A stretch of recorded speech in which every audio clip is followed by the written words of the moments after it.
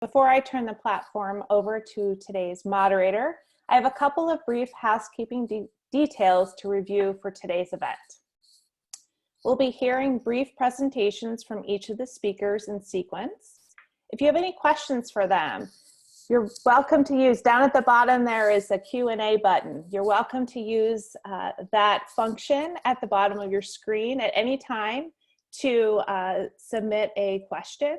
After each of the presentations, our moderator will follow up with a few questions to the panelists, and then we'll open it up to discussion for audience questions. So with that, I'm delighted to welcome today's moderator, Kelsey Otero, who is the Associate Director of Social Innovation at Marquette University. I'll pass it over to you, Kelsey. Thanks, Cecily.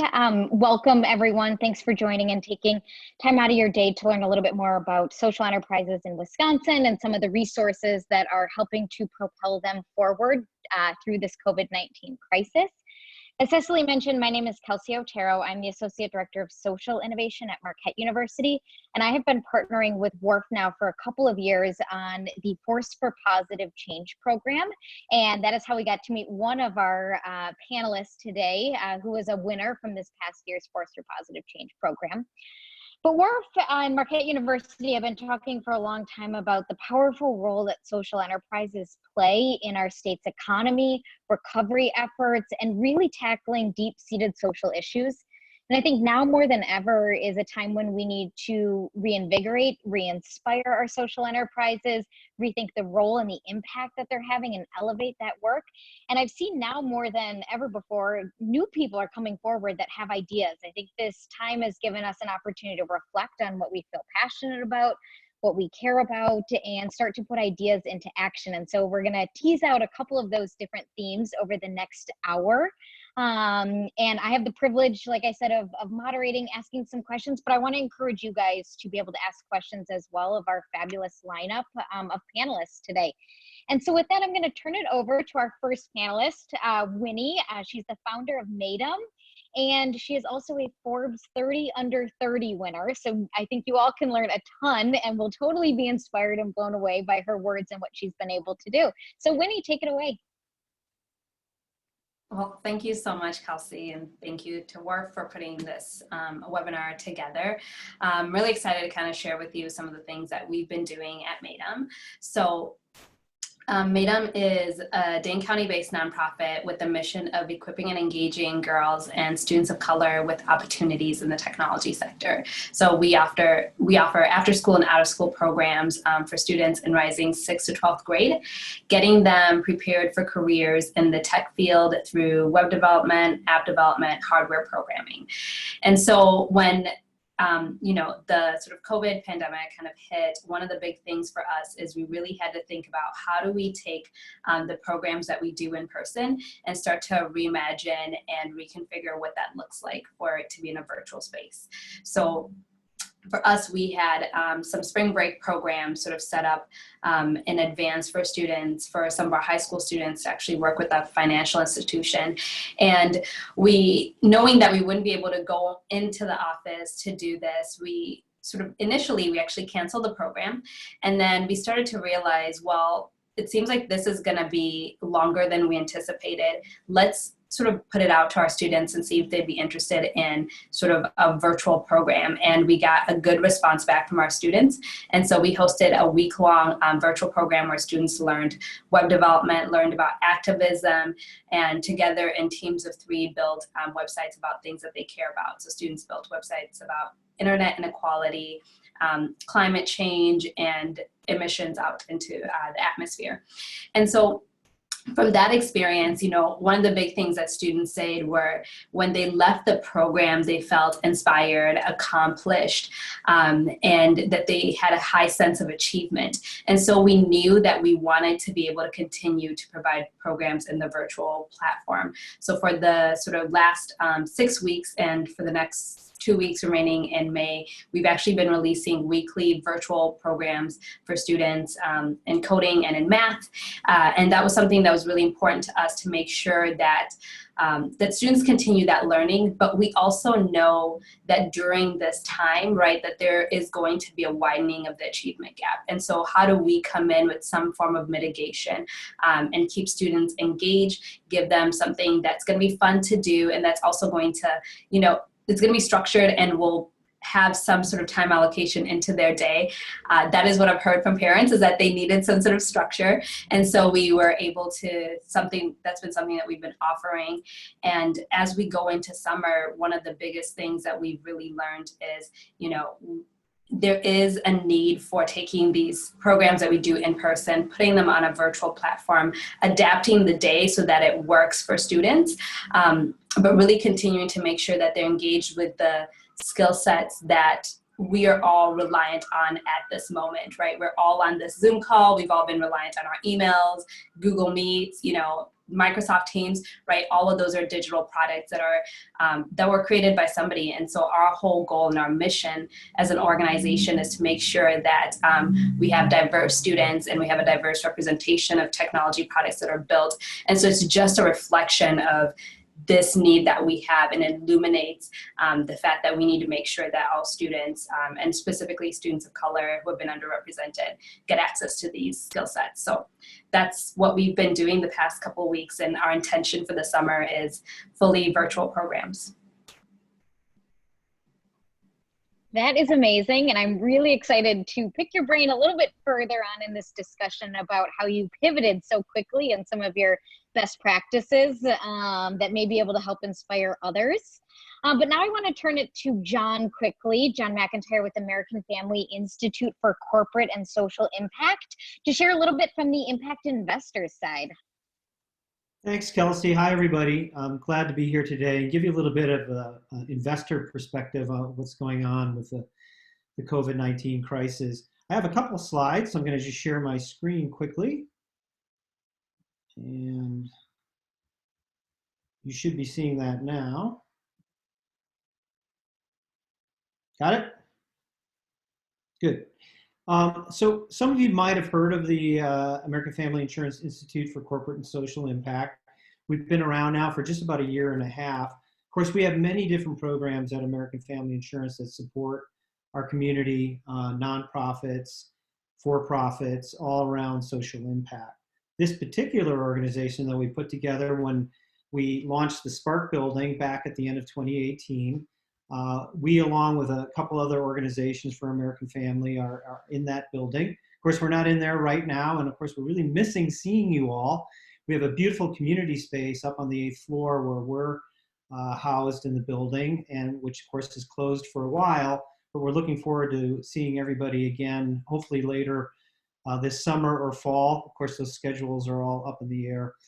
I think many of you have probably been to the Spark Building, though, and there's a lot of other organizations in the building, like Generator and Starting Block, and some other venture firms, as well as lots of startups. So that's where we're located. Just to make sure everybody understands, what's the Institute about specifically? So our mission is closing equity gaps. And the way we do that is through investment. We make investments in startups as a venture capital firm. So that's a little bit different because we are looking for companies who sell equity. So almost by definition, that means for-profit companies, or maybe they're public benefit companies that have some kind of hybrid nonprofit for-profit setup. But the reason we decided to focus on that is we were looking for ways to sustain and grow social impact. And with our fund, if the companies we invest in are successful, we're able then to grow our fund. So like most venture funds, we like to have a second, third, fourth fund over years, over decades for that matter, and we can continue to regenerate more funding for additional new companies. So that's one of the reasons we decided on a venture setup for our fund and targeting companies that are looking to sustain and grow themselves over the long run. So we're a double bottom line fund. I don't know if you've heard that term before, but the two things we look at is we're trying to get social impact, and we do that through the companies. They're bringing great solutions to the marketplace, and we're trying to get a financial return of some sort on our portfolio as a whole, like any venture fund. So that gives us long-term sustainability, as I just said. We focus on 4 areas where we chose to look at, where we see big gaps in our communities, in our society as a whole. The 4 areas are learning and academic achievement. We know there's a lot of gaps in academic achievement, depending on really, where you're born and how your school system is funded. So we're funding startups to look at that. Healthy youth development's different. It's not education per se, but all things that go into young people and how they develop, mental health and other aspects to that. Economic opportunity and inclusion. So we started looking at the mass incarceration issue, but it's broader than just that. There's many, many people disenfranchised from our economy. And now as we go into a recessionary period that could get much worse. So we're looking for ways to get people connected into the economy. And finally, resilient communities. That's our focus on climate change and the impacts it's having, particularly on poorer communities. So how can we bring solutions to the marketplace to minimize climate change, we hope, but also adjust to it and mitigate it. So that's where we do our investments in those 4 areas. And here's our portfolio. I'm excited to show everybody this. This is kind of our first graphic we put together after about a year of making investments. We have 9 companies in our portfolio, and you can see along the top the stage at which they are as a company in their funding, from pre-seed all the way through Series B. And at the bottom, you can see the 4 different areas that we invest in that I just mentioned. So there's 4 in resilient communities, 2 in healthy youth development, 1 in economic opportunity, and several in learning and academic achievement. So this portfolio is growing very quickly. These are the people behind these businesses, and they're the important ones. Focusing on the social entrepreneurs is really what we do, and we're very excited about these companies. Just wanted to spend one slide on talking about resilient communities. It's been a focus for me. And how are we going to deal with climate change? While we're in the pandemic, it kind of feels like that's backburnered, but I think this is something that's going to happen over generations, over decades. We'll continue to feel the impacts of climate change, so it's something we'll have to continue to focus on. So we're looking at clean energy solutions to bring to the market. Water quality and quantity needs to be managed. Here in the East, we get a lot more rain than we used to, so how do we manage that? And out in the West, we see more wildfires. So we also invest in disaster planning startups. We also partner both locally and nationally. So you'll see a number of logos here of local organizations like Sustain Dane and Jet Constellations in Milwaukee, the Water Council, but also nationally with MIT, Greentown Labs in Boston, Imagine H2O in San Francisco, and Powerhouse in Oakland. So we're looking both locally and nationally with our programs. Last thing to talk about is our pandemic. So it does have a huge impact. Every time we have an economic downturn, the venture community and the startup community is impacted dramatically. Most startups are just building their business models, so they don't have a regular flow of revenue. They rely on funding. And so when something like this happens, we get a rush of funding requests from startups. And of course, we can only manage so many. So that means it's tough slaying for a lot of startups who were counting on getting funding maybe later this year, but now it's very uncertain on that. Our team's been busier than ever with funding. We have already approved about 4 investments this year, but we've got a queue now of companies that we've invested in before and new companies that we're trying to work through. For the startups, of course, it's all about the burn rate and survival. So a lot of startup advice is to do whatever you have to do to get through the crisis, clamp down on your burn rate, try to build a long runway. 12 months is a long time for a lot of companies, depending on the revenue situation. 24 is even better, but that's really a long time for a lot of companies. So efficiency is critical. even if it reduces the growth rate a little bit. Look for grants where possible. So a lot of these companies don't always think about grants, but maybe this is the time to do it. And think about your customers. Every dollar in revenue you can bring in from a customer is a dollar more survival for you. So the good news is there is a silver lining on all downturns, and that we will emerge from this. And it's usually a huge growth time for startups. A lot of people who lose their jobs go think about doing a startup. I did it at one point in the 2001 downturn. Went and worked on a startup for a few years, and as we emerged out of the recession, a lot of capital started to flow again. So position yourself to get through the current crisis and get ready for a big uptick in business, whether it be later this year or next year. That's what you want to do to position yourself. That's it for me. Awesome. Thanks, John. I'm excited to dig in a little bit more to that impact investing landscape with you later in this session. Sure. But now we're going to turn it over to the person who kicked this all off, Cecily, from UW-Madison's Discovery to Product program. And I learned before we started this that you used to own your own business. So I'm sure you will have some great advice for us throughout the course of today's session as well. Well, thank you, Kelsey. I really appreciate that. And thank you to WARF for asking me to speak. As a reminder, my name is Cecily Brose. I've been a mentor at Discovery to Product at the University of Wisconsin-Madison for almost 2 years now. And I also have slides, so I'm going to share these with you. Okay, so our mission at D2P is to foster the Wisconsin idea by helping transform groundbreaking innovations into products and services that change the world. I'm thrilled to be here today to talk about the topic of social entrepreneurship. A little bit about me is that I have 20 years of experience in the consumer product industry, with the majority of my career spent leading research and development innovation teams for Kraft Foods, both in the Chicagoland area and here at Oscar Mayer in Madison. And then also I have experience owning my own retail business.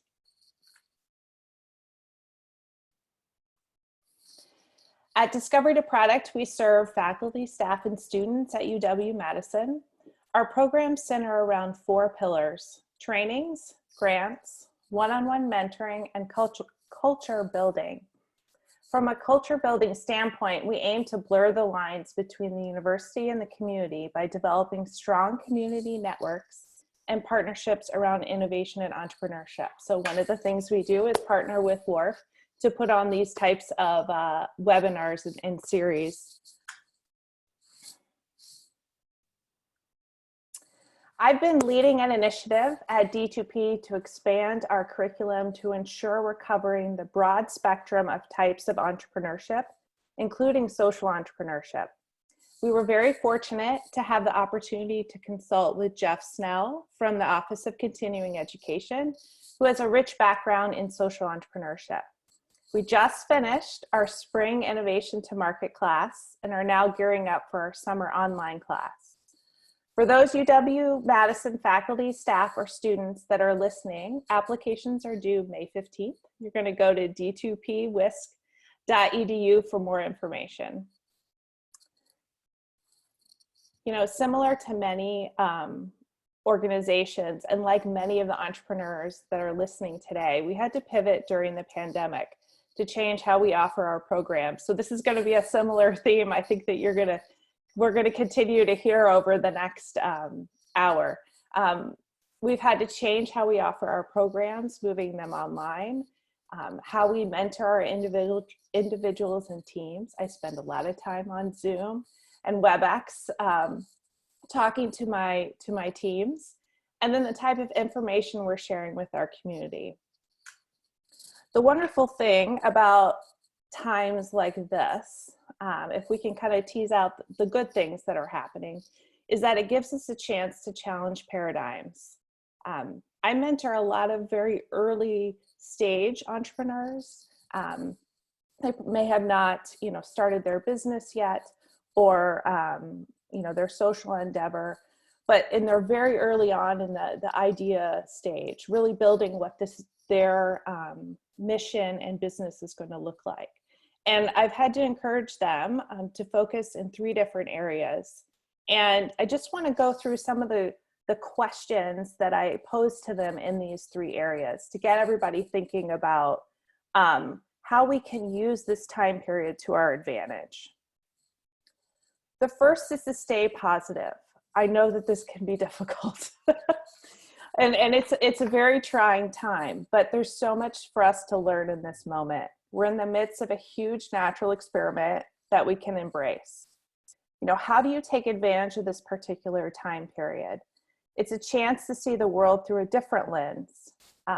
We don't get many chances like this where we're kind of the whole world is globally turned upside down.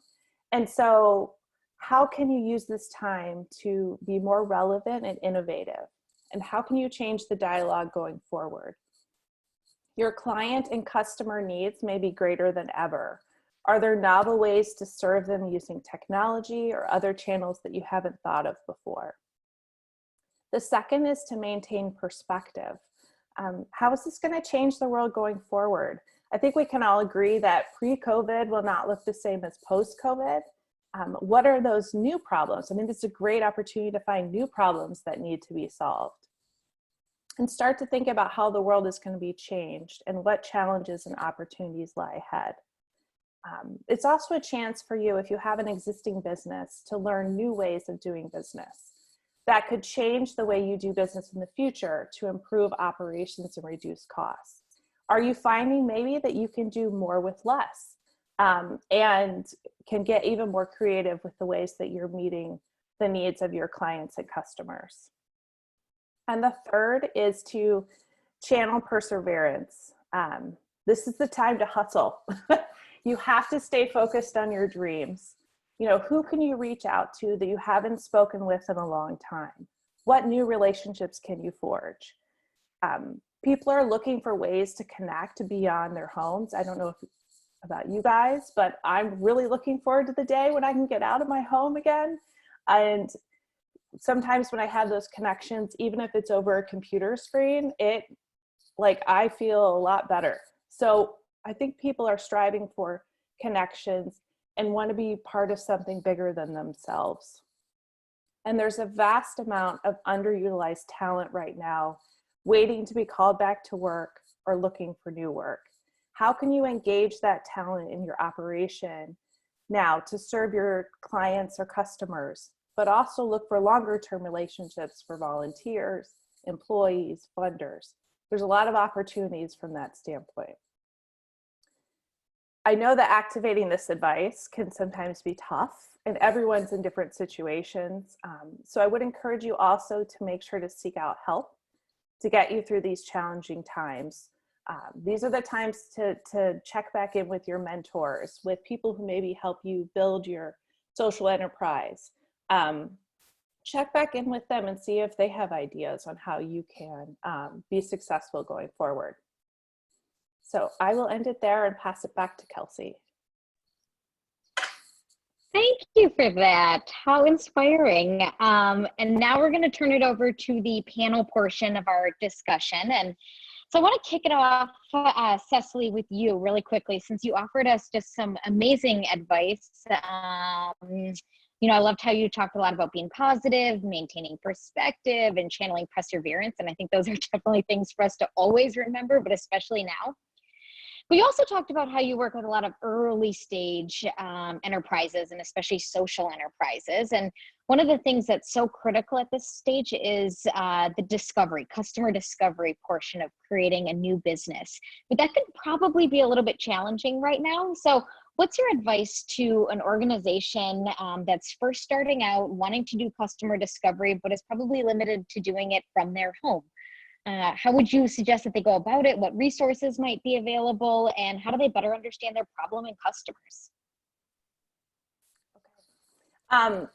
I think the good news is that even though a lot has changed in the world, the process of interviewing and researching is really the same. So the challenge now becomes in finding people that want to talk about the problems that they have and are looking for solutions. This is a tough challenge, no matter if you're under COVID pandemic, is finding people to interview and be able to get those insights in order to be able to really build something that people want and care about. So the question is, how do you find these people in an isolated, situation? And I think the thing I would recommend is people are spending more time online these days. So you've got to go where the people are, and the people are online, and they're using Facebook, Reddit, blogs, Twitter, Pinterest. All of these are potential channels to get people to interview and have conversations with. Interact with these people online. If you've got a chat group in Facebook, let's say you want to find mothers of maybe single mothers. And so you find a Facebook group that is centered around that area, maybe with a particular challenge. Interact with that group online. And then don't be afraid to ask if someone would be willing to have a conversation with you about this, that you're looking to solve, a problem, and you want to understand more about what's happening in their world, in their perspective. The other thing I would say is sometimes interviewing, that word interview can be really intimidating. And so I like to think of them as conversations. And if I reframe it in my mind that I'm going to have a conversation with someone, and I ask someone to have a conversation, then it becomes a little bit more casual and not so formal. And I find that more people will be interested in talking. And then the last piece of advice I would give is be okay with getting no. You have to be okay with asking someone, if they would want to talk to you about, the world that they live in, the problems that they have. And if they say no, then you just move on and plan on asking a lot more people than you're actually going to be able to have conversations with. That's amazing. Thank you. We had a question come in, and I actually will pose it to Cecily and Winnie. Have you guys seen people use Google survey to gather customer discovery, or Winnie, in your case, maybe to get feedback from any of your existing customers during this time?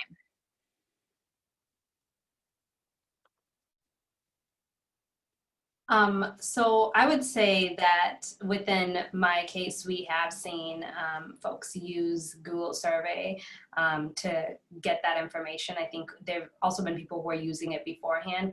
We operated in a strong digital space. So that's something that we've seen continue to grow, and the use of that and forms just like, Typeform and things of that sort. Yeah, I would also add, sometimes people hide behind Google surveys from the standpoint of, instead of having a face-to-face conversation, they use Google survey to try to do that customer discovery and interviewing. And it's great in some situations where there's a lot of yes, no answers, or you want to get more of a quantitative view of the questions that you are asking. Whereas I would say in the customer discovery phase, you want to be able to ask those additional questions and dig deeper and really look for those insights and beyond just the surface answers. And so you want to make sure that you're taking a little bit more of a qualitative approach kind of early on as you're trying to develop those insights. I think there's a place for Google surveys. You just need to use it at the right time. Thanks, Cecily. I like the social media suggestion too, of joining groups and building up relationships and that way. Winnie, I want to switch to you for a sec. You pivoted really quickly to an online format when all of this started. Can you talk about how you funded that and how important it is to maintain relationships and conversations with your funders about your plans and ideas, especially during this time? Yeah, so I would say, one of the biggest things for us was as we started thinking about what we're going to do with programs, and as we pivot them, we're a small team. So we are a team of 4 people and very agile. So we had to very quickly, really start to rethink what are best practices, sort of do the research and ask our students. So, we reached out and we sort of found out information from them in terms of what are the times of day that are going to work best, that sort of thing. So we really utilized those platforms, and kind of back from the previous question, we were able to use sort of Google survey and our Typeform sort of platforms because we have built already those relationships. So I would say you get a higher response, honestly, if you have those relationships, because people are going to click and say yes. But so that was something that we just surveyed our parents, talked to them through the online media, and got the information back from them around what was going to work. And in terms of funding the initiative and funding our virtual programs, we're still in that phase of continuing to fund our virtual programs. We have always talked about the need for STEM skills as a carry over into the growth of workforce, right? And the need of a diverse STEM workforce. And this has just been something where we've been able to approach our donors and ask them and share with them, because they're seeing the impact of the need for such tech skills right now, that it's a story that we're able to just very much see the need for. So I would say that's been something that's been really important. So talking about like just the power of story, we also had some funds, and very thankful to our amazing donors who reached back out to foundations that we work with, and they, gave us the leeway, and they said, you had funds, we had funds allocated from the grant. If you need to use them in a different way, let us know. And they were very accommodative to that. So one of our funders is the Madison Community Foundation. And so we were able to leverage our year 2 grant for a match campaign we have going on right now. And so just even throughout this time of raising funds and continuing to support our virtual programs, it's been telling the stories, telling the impact, right?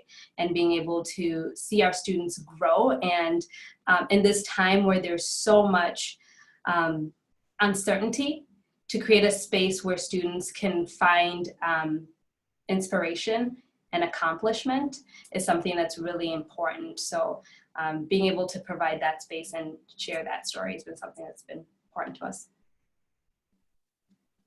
Thanks. And I want to stick with you once more, Winnie, quickly, just because I'm listening to you speak and you just radiate positivity and energy, which I think is contagious. And as Cecily mentioned, that is one of the most important things to maintain during this time. So I want to ask you, how did you build up your own resiliency as a social entrepreneur and tenacity prior to COVID-19? And then how has that helped you as a founder and leader to continue to run Maydm during this time? Yeah, I would definitely say that like resilience is a muscle that you continue to build. And I am, I'm working out right now, so just to be honest. But, that's been something where for me, when I envisioned Maydm, I think from the beginning, I started to think about what does it look like to have multiple forms of a financial model.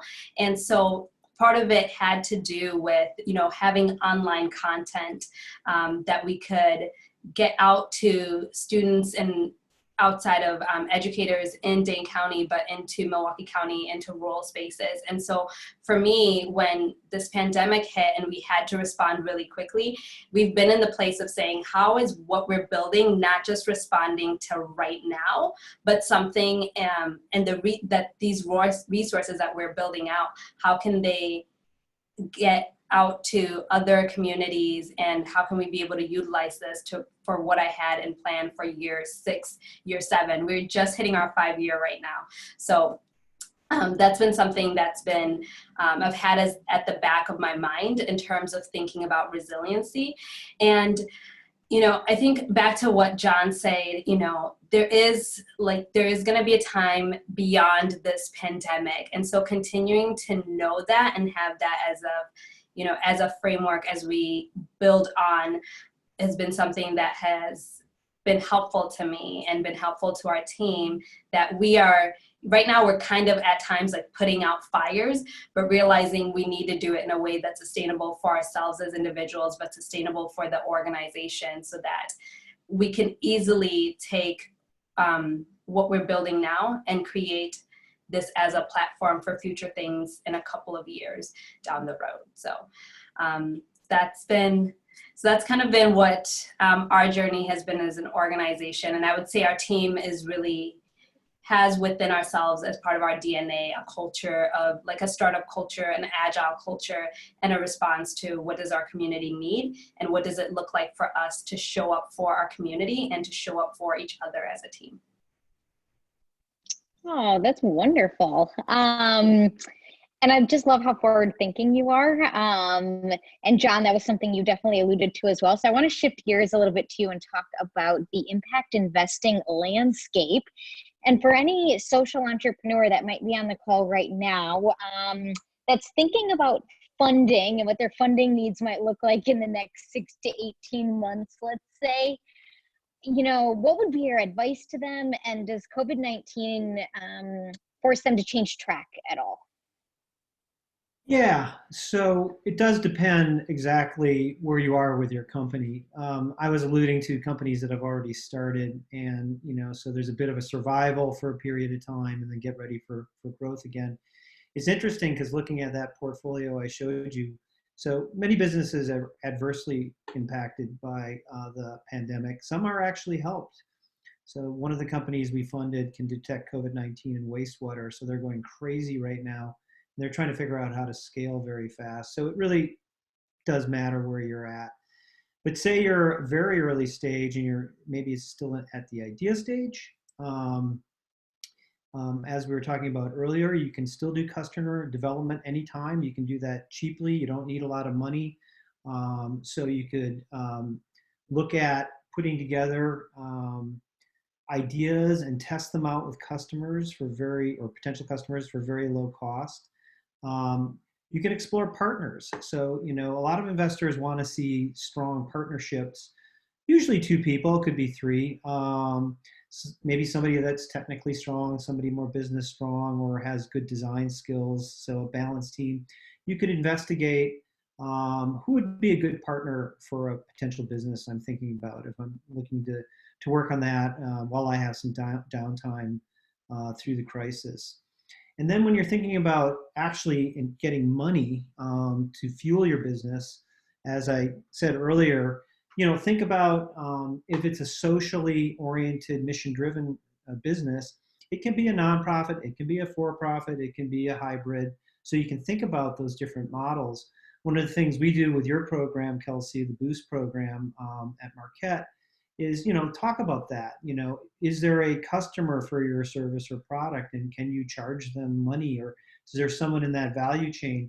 Because if you can not just rely on grants, if you're a socially minded, a mission-driven startup, that gives you more flexibility, particularly in a downturn like this, where you can look at customers and grant givers to help you through this time. So think about that business model. That would make sense. And what you can do with investors is, hey, I just want a little bit of your time, 15, 30 minutes. We can do a virtual cup of coffee. And I have 3 questions about this business or potential business. Could you help me explore those questions? And I think most investors will give you that time, even if you aren't a real prospect for investment for them. Just ask questions. And in that way, you get to know them, they get to know you, and you never know. In 3, 6, 12 months, you may have an opportunity to meet them again when you have a real investment opportunity that you want to show them. And they're already kind of familiar from the early days about what this business idea was. So continue to work your networks of investors, customers, potential partners through this time would be my recommendation. I love that virtual coffee suggestion and reaching out. You have nothing to lose. I think now is the best time probably to take advantage of that. I have another question for you, because you mentioned some social enterprises you guys are working with have benefited from this, and you I know are out talking with a ton of social enterprises. So I'm curious if you've seen any really unique or uplifting approaches, organizations that have pivoted and done some cool things as a result of this that you'd be able to share with everyone on the call that's listening in. Yeah.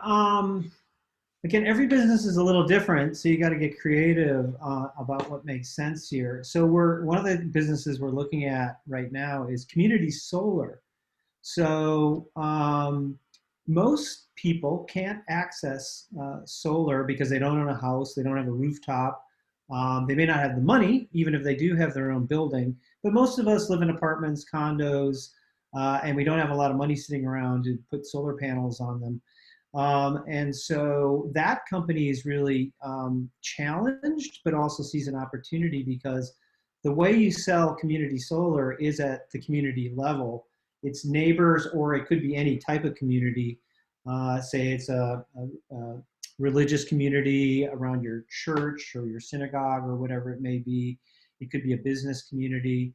But you're going in with a group of people to decide to put some money towards supplying your home or your business with solar. And essentially what this company does, they're called Solstice, they connect that community group with the solar developers who actually will build a solar farm somewhere around your community and then manages that. So the problem with that right now is that's neighbors getting together, usually physically, and having like a meeting in the evening or something to discuss, everybody want to go in on a solar project? You can't do that right now. So they're doing it virtually. In some ways, it's a superior way to sell solar because I think all of us have experienced going to the Home Depot or the Lowe's or have somebody knock on your door that is trying to sell you solar. And that's not always open and receptive to that. So whereas if your neighbor approaches you saying, hey, why don't we all go in together on a solar project and come on over and have a drink and we can talk about it. How do you replicate that online? Again, using online meetings or Zoom or whatever it may be to do that. So that's their big challenge, to continue to grow community solar in a virtual way. But I would say it's actually a superior selling model than many other models out there. So they see it as a big opportunity. Thanks. And John, we had a question come in for you in the Q&A chat, and this is probably a good time to remind other people that if they do have questions, don't hesitate to type them in. So if you don't mind sharing a little bit more about one or more of the 9 companies that currently make up the Maydm Institute's current portfolio. People would love to hear a little bit more about some of these social enterprises, the work that they're doing, and maybe a reflection about how some of them fit into the different 4 pillars that you guys invest in. Okay. Is it okay if I share my screen again? Go for it. Just so I don't. Now, I could spend a lot of time on this, and I don't want to absorb. That might be a whole session in of itself. Yeah, so I'll quickly just touch on a few of these and cut me off if I'm going too long here, because obviously investors love to talk about the companies they've invested in. So I'll quickly go through them, I guess, left to right. So Vincere Health is Healthy Youth Development on the far left. So they're coming out of Harvard, and they've developed an app and a process to deal with addictive behavior. And it's actually a way to pay people to get over their addictive behavior. They're starting with cigarettes. So instead of doing a patch or something like that, you actually get paid not to smoke, and they can monitor it with your smartphone. So the broader set of things, though, they're going to go after is all kinds of addictive behavior. The next one is BioBot, coming out of MIT, I mentioned earlier. They can detect chemicals, bacteria, and viruses in wastewater, so they're monitoring wastewater. The next one's called Block Power. They're upgrading older commercial and multi-residential homes, electrifying them so they can use solar energy, and moving to much more efficient heating, air conditioning, and lighting systems. They just launched a project last month in Milwaukee. They're out of New York, but they've now here in Wisconsin. Next one is Book Nook. So this gets around the whole issue of kids that struggle with reading at an early age. So it's an online reading assistant for teachers or other adults helping kids to read.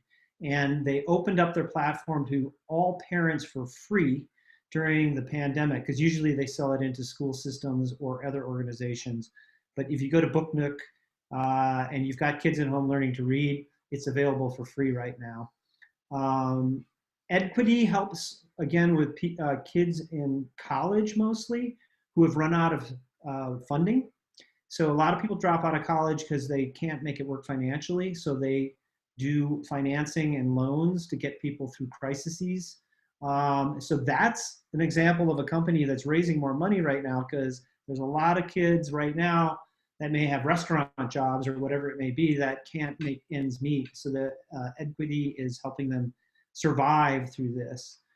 Pigeonly helps people who are incarcerated connect with their families. So they created a phone service, essentially, that's much cheaper than what the prisons offer. So families connect with their loved ones in prison, and a database so you can actually find your loved ones. So a lot of people lose their loved ones in prison. Storm Sensor is the Google Maps of sewers. So a lot of sewer systems, Milwaukee's a good case in point here, suffer from, when flooding happens, it also involves the sewage, which goes out, in Milwaukee's case, into Lake Michigan. Milwaukee had to spend billions of dollars on the Deep Tunnel project. With Storm Sensor, you can set up, you can now monitor your sewer systems so you can see what's happening to your flows and do green infrastructure. X2.ia is a mental health company that has an app. It's a chat bot for mental health. It literally is available 24/7 to anybody who has access to it. And it's being made available here in Wisconsin for free. I know we're working on that right now to help people who are struggling with depression, which in times like this, a lot of people will be, that they have an automated way to talk to somebody, that if it gets bad enough, they can put you in touch with special services to help people avoid, suicide or other things like that.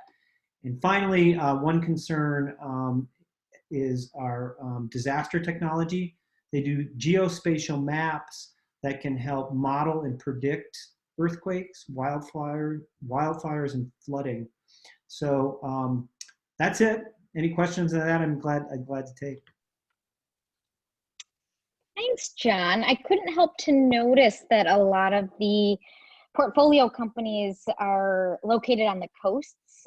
What are your thoughts? I'm going to throw you a curveball, but what are your thoughts on how we get more social enterprises from the Midwest into the pipeline? Or are you guys already working on that right now? We are, so as a venture fund, our call is to, in those categories, find the best companies we can in the country. We do want to build up the ecosystem, though, here in the Midwest and in Wisconsin. So we do work directly with accelerators and so on to help build our ecosystem. So I have this slide from earlier. So, let's see, are they not on here? I just noticed they're not on here. This is, the reason is this one's particularly focused on clean tech and sustainable organizations. But Generator, we work with Generator a lot here. We work with your organization at the 707 Hub with social enterprises. So we're trying through partnerships to build companies from scratch. We do it all over the country, but we're also trying to do it more here. I'm working with the Water Council in Milwaukee right now to try to come up with some new programs on that area. So generally it's through partnering to help get more companies into our pipeline than just the big tech centers as you mostly see here from the coast. Great, thanks. And Cecily, I want to turn to you. If someone has had an idea or they were inspired by some of the portfolio companies that John just shared with us, what would be your advice as to anyone right now as we get off this call about how they could take the first step to putting their social enterprise into action? Well, sometimes the first step is the hardest, just like getting going, right? first off, I think you need to analyze for yourself, like, is this something that you're passionate about? Is this a dream that you have that you want to pursue? I think that passion goes a really long way. And finding things, that impact you, that you have a story around. I think that is a good leading indicator of, can you pursue your idea and can it be successful? I think it's certainly a time to do interviewing, but it's a great time to do research. We're all at home. Don't watch the next Netflix great, series. Start to do research. Google is your friend. Become the smartest person in the room on your topic of interest, and dive down deep and learn everything that you can. Get educated, and then go find people to talk to. Don't assume that no one wants to talk during this time period. People really are looking for connections with each other, and you just got to go for it. You can't sit and wait. So if there's any advice I would give is just go, just do it. For those of you who know me, I often say, marry yourself to the problem, get to know it really well. Don't marry yourself to the solution that you think is so great. You need to become the expert on the problem that you're trying to solve. So I love that you shared that. Can you share with us, Cecily, any D2P resources that you want to make sure people are aware of as they do start to move along with their social enterprise idea? Yeah, we've got great resources at innovate.wisc.edu. So a number of organizations on campus have come together as the Innovate Network. And while it's primarily focused on UW-Madison, there are lots of other connections to community resources as well. There's a connect button or ask a question button on that innovate.wisc.edu. And you can go on there and ask a question. I'm looking for resources in whatever it may be. And we try to get you connected with the right person. Oftentimes the challenge is that there's a lot of resources out there, but you're not sure who do I go to and when. So sometimes it's helpful to go to a resource like innovate.wisc.edu, ask a question, and then hopefully we'll get you connected to the right person at the right time. There's also great, the Madison Chamber of Commerce, the Small Business Development Center. I've seen a lot of, especially during this COVID pandemic, there are resources out there to help you. You've just got Google, get in there, dive in and see, where you can find the resources to help. There's lots out there. I want to put in a plug for a couple of additional resources. John mentioned Generator. They're doing a G-Alpha program coming up, specifically geared towards social enterprises in a couple of their thematic areas. So Google that. Happy to send out some resources as well to anyone after this. And then Marquette University will be doing a virtual boot camp this summer for social enterprises. So again, happy to, I'm sure WARF will help share some additional resources from programs across the state for those of you that are interested in pursuing your idea further. I want to encourage people that have a question that haven't asked it yet to put it into the chat because we're almost out of time. And while people do that, I have one last question for you guys.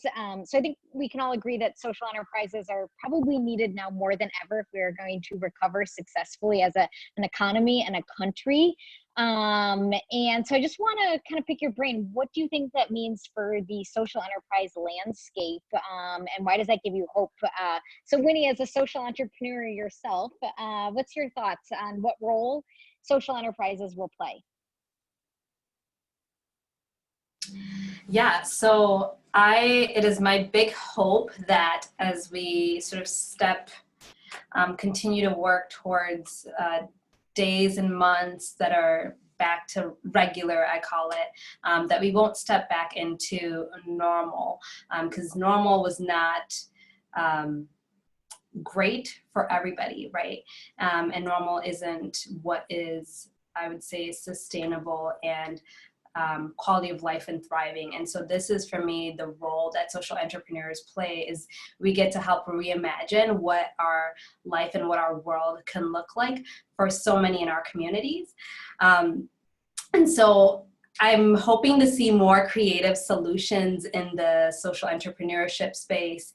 I would say, like, right now, people are just really rethinking. I think there's an openness around things, you know, ideas to be funded, solutions.